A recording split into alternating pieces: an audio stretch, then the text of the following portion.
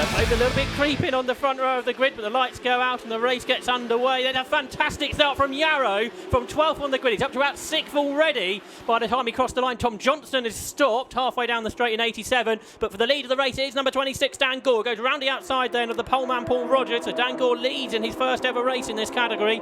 And first time he really drove the car in anger. Woods this morning in qualifying. Big lock up for 8 clues as he looks up the inside of Rogers. Can't get there. Yarrow is 5th now. An absolutely awesome start then from Ryan Yarrow. So he wasn't lacking confidence there at the start, Marcus.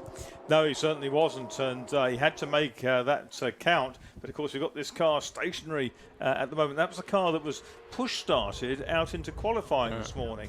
But there we go, 26, the Penguin on its nose, the Mattel of Dan Gore that leads the way. And up the inside there was Yarrow, so he's trying now to rest 4th. Red flags. Hamilton. I think it's redded. It's redded. So all that's come to waste for Ryan Yarrow. Something happened round the first corner as well. We'll see if we can pick up on that. If it has, there was certainly someone wide, wasn't there? Because there was dust being kicked up. You can see there is Tom Johnston then, who qualified 8th for good qualifying session. 4 Mattel MC red flag we're hearing just for this car, which it would have been tight, wouldn't it, whether they could have got that going. It's a good thing is here, Marcus, is they don't need a green flag, another green flag lap, do they? No, exactly. It's straight back into action. So I guess they'll reform on? Yes, they will. They reform on the grid. Well, the red lights are on. Lights go out, and it's a stall or a very sluggish start from Paul Rogers. A much poorer start from Yarrow. Also slow is Clint Newman. They're going either side of him. And the quickest of the MKs was through some of the rear-engine cars. And so quickly. Clues was going for the lead into Ritchie's. Of course, he had to get around Rogers, so the grid order is very mixed up. Colin Chapman's in there too, and the outside on the outside leaves, isn't it? But he's left the door open up the inside, and I think there was maybe a small touch there, maybe lock brakes. Well, we had a spinner. Paul Rogers has spun. There's one of the MKs didn't get away at all. So number 83 is stuck on the grid. The start line marshal's dealing with Alexandra Laura. So hopefully that can be done before they get back. So it's a completely different order to what they started. Clues is leading. Gore is 2nd. And then in 3rd position, I think was Chapman. There was the car that didn't get away. Long way down the order is Cutmore, I think, from 4th on the grid. But here they all come then into the hairpin. There's Clint Newman, who was very slow away. He impressively got a podium in his first ever event in car racing at Alton Park. It didn't go quite so well at Cadwell, but Clint Newman, who hadn't really got any experience of anything before, is a postman from Somerset, but drives this car really quite well for a newcomer. So there's a load of the MKs. There's one that didn't get away. That's Alexander Laura, the French racer. Oh, this is really worrying, isn't it? Sort of the car's parked there. The leaders are now down at Coram, are they not? I think because they've got the car on the grass now, they'll probably leave it there, won't they? So it is Clues back in front. So he's back ahead of Dan Gore. So these battle of the two Mattels. There's Chapman in 3rd, going up towards Coram Curve. And it's Rich Miles into 4th, so he's made a good start this time from 10th on the grid. Car, the ex BMW racer, Rich Miles, there in P4. Then in 5th, I think, is Johnny McGill, who started 7th. And Miles is challenging Chapman up across the line for 3rd position. They're side by side, absolutely wheel to wheel. On the outside line is Miles. We don't see him race this car terribly often. He normally does 1 or 2 meetings a season. And he's gone round the outside of Chapman to get 3rd position, fully committed. That was really impressive because Chapman's been doing this for a very long time. And Miles outbraked him, but he's got back, hasn't he? Yeah, I think Miles perhaps run. Oh, is he? Miles he's slowing. Miles slowing. Yeah. After doing something quite so impressive, he's dropped down the order. Ryan Yarrow was 8th at the end of the first lap, with John Cutmore 9th. So a very poor start from Cutmore. Up into 7th is Stephen Hullock in the Contour, another new driver this season. In this championship, he's raced Mazda MX-5s in the past, so something very different, but he's made a good start. The highest I think we've seen him up in the championship. He's there in P7. There he is, just ahead of John Cutmore. Cutmore, the twice class champion. He only really missed out on the championship when you could either win the championship from the front or rear engine class. He would normally be the rear engine champion. There's 72, Jonathan McGill. He is in 5th position in his Spire, which is 4th now, of course, because Miles has gone, and he's chasing Colin Chapman for a podium. 42, Clint Newman's been through the pit lane. There's Yarrow in 54. He's got past Cole Austin, so I think that'll be something like 5th position now for Ryan Yarrow. So the second lap probably going better this time than the first lap, Marcus. And the car on the grid came from the pit lane, not sounding terribly grand as it went out. But yeah, here they come. And that is the top 3 with Dan Close in number 8, Dan Gore in number 26. And then Colin Chapman, the veteran, in 3rd place. Colin Chapman in his mid-60s and still enjoying his Sport 1000 racing. There's McGill. He's under pressure from that's Yarrow moving up, isn't it, now in the black and yellow car? Yeah, that's right. So he should get 4th shortly, you would think. Ryan Yarrow, the electrical engineer from Greater Manchester. Challenging up towards Ritchie's, up the inside, and he gets it. I suspect, Marcus, the braking zone at Ritchie's is pretty limited in these cars. So yeah, it's short braking, and you've got to make a real committed move and be pretty sure you've got the car pointed to get it out of the corner cleanly and not just career straight on across the track. 9th is Richard Webb. Here's the car with which isn't shown on our timing screens, but he's up to 9th position in the Cup 200 car from 17th on the grid. So I suspect it was Webb who you saw coming through the field at the start extremely well. So and there he is. He's got there's a slowing car. Is that Cutmore possibly? Yeah, it's Cutmore. Cutmore is slowing, I think, and dropping down the order. So that is a drama for the driver who's 2nd in the championship. Let's see if we can get a shot of that at the back of this group, possibly. Yeah, local man from Bury St Edmunds, house builder, John Cutmore. Yarrow, you can see the determination. He's on the power so early coming out of the corners. And who has quickest laps so far? 2:01.54 is Yarrow. He's fastest lap by a long way. One spun off there on the grass we saw. So for Yarrow, that lap would have put him 5th or 6th on the grid as well. So the pace not particularly fast at the front. There's Charlie Snetterton in 28. He's battling number 80, which is the car of Cole Alaban in his MK. They're side by side as they go a bit further up the order. They're side by side. Richard Webb, he's still battling for 9th position with Phil Hutchings in the next to the Mattels, the driver from Scotland. Is there, and number 9 was the car that spun, so that is the car of Naheem Hack, I think. And we're going to get a safety car which isn't going to beat the leaders, is it, across the line, which is all a bit dicey. And I think they've realised what's happening, so that's quite good driving actually by Dan Clues and Dan Gore, to because the safety car sort of joined alongside them while they were going top speed. Yarrow's done another fastest lap, by the way, Marcus, a 2:01.49. That's over a second quicker than anybody else, and important for tomorrow because the grid is set, I think, in this championship. Yeah, it is. This championship, the grid is set by the fastest laps of the race. Record is back to 17, and that's Billy Allbone at 1:57.87. So they're way away from that. I think the cars are a bit heavier now than what they were then. I think the regulations changed, and we haven't seen their full lap record set for a few years. So safety car out on lap 4. I presume this is for the Nassim Hack car at Agostini.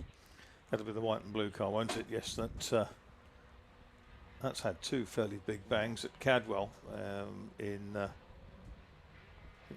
one in qualifying and one of the races. They took two corners off, damaged the chassis in both races, but Paul Nightingale and the guys worked really hard to get him out in the race. It's a car that he shares with Charlie Wright, but Charlie's not in it this weekend. Not sure what happened to Paul Nightingale retiring a few years ago. Yes. Quiet in retirement. We hear so much of that. Of course, we're also preparing a Formula Atlantic car, the ex-Dave Charlton March. There's the car that's spun just as sort of harmlessly off the track, but just in a difficult position. Yes, the ex-Dave Charlton Lucky Strike March, 76B. Yeah. Very nice. He's done a great job on it.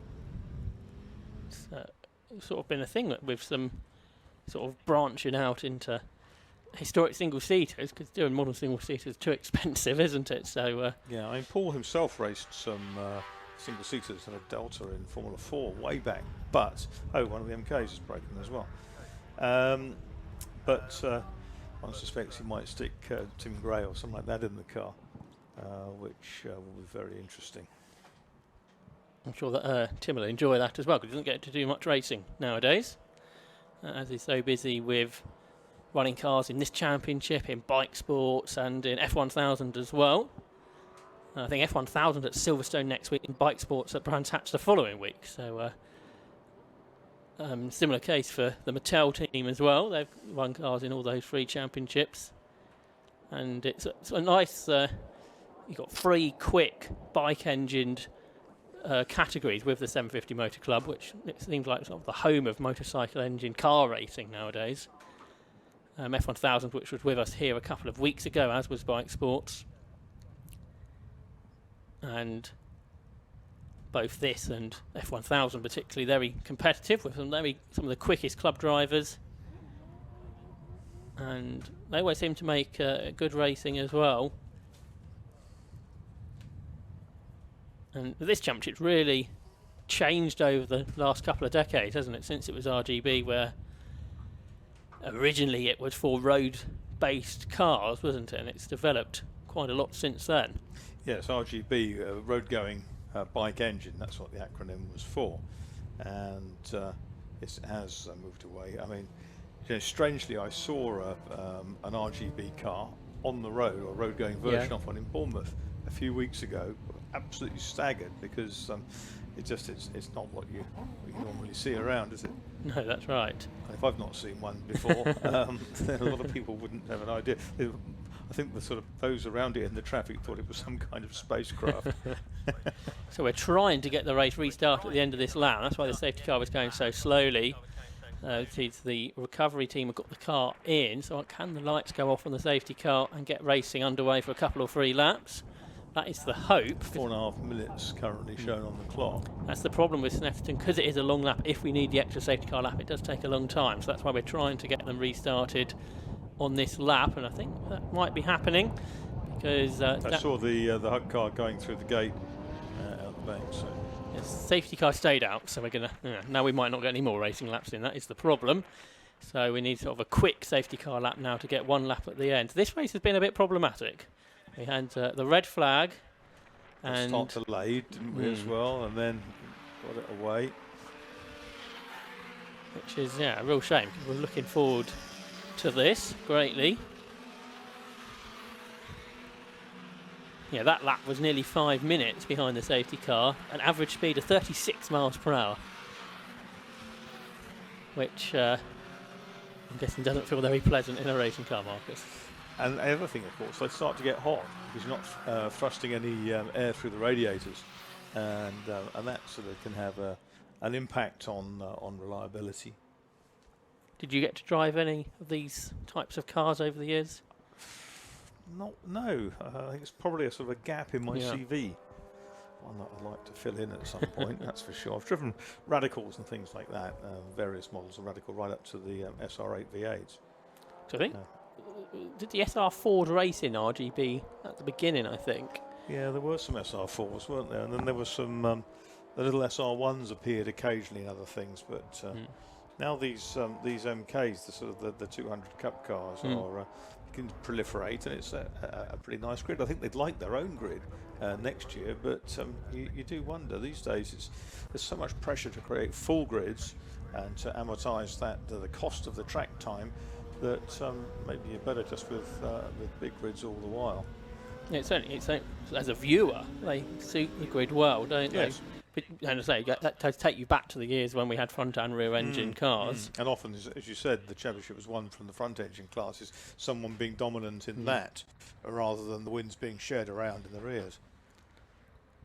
So the car they're running in 8th place, that's Ridge Webb, the RLM engine man, isn't it? The international man of mystery on our screens. And he's been super quick in sort of whatever car he gets in. He hasn't raced that many cars. I think he did some Caterhams in Magnificent Sevens. Then had a go a couple of times in that front engine Spire they made a few years ago, but we haven't seen much of that since. And then won this championship last year. But I say before that, he was a motorcycle racer.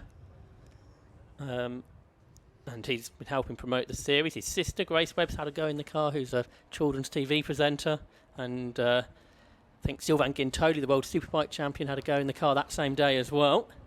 So we have got the safety car lights off now, so we are going to get a one-lap dash. Can Ryan Yarrow get onto the podium? Is Dan Gore going to battle for the lead or not? Because, of course, Clu's ahead of him, one of his old mates from F1000. So they know each other pretty well. They're running out of the same Mattel Cars team. Gore in a car that he hasn't raced before, where I think this is the second season in this car for Clu's, who was the 2020 F1000 champion.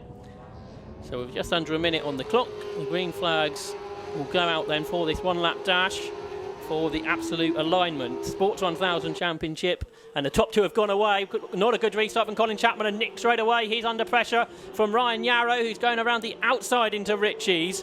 Can Yarrow get it? Yes, he can. He's already third.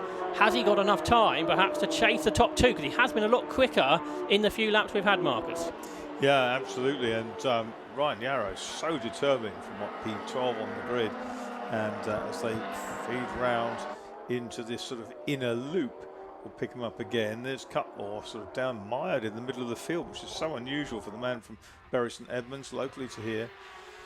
There, got a challenge coming for second for Yarrow, who's come out of that corner so quickly onto the tail of Dan Gore, and he's trying to squeeze his way up the inside. Dan Gore thinks, well, you're going for the championship, I'm not, so it doesn't actually matter if you go past, but I might get a bigger toe down the back straight as a result of that. But meanwhile, Yarrow is coming through, and well, he's right on the tail of Dan Clu's.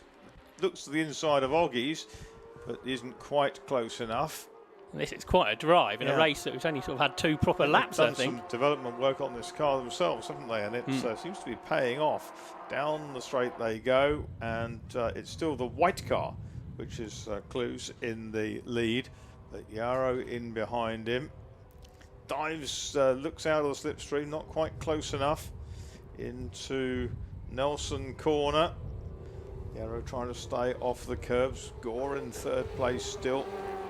And Clu's maxing his potential through Coram. Here they come round to back to you then, Josh, into the last corner. Yeah, so Clu's has defended pretty well up to now. We've got one corner to go. He's a bit wider than Yarrow, who perhaps can get on the power a bit quicker. So can he use the toe and dart out? Yes, he's right there, right underneath Clu's. He pulled out to the right-hand side of the circuit, up towards the line. He's not quite there. He's not quite alongside. The gap at the line measured as a tenth of a second, and it was the fastest lap of the race for Yarrow on the last lap, despite having to pass two cars and challenge for the lead.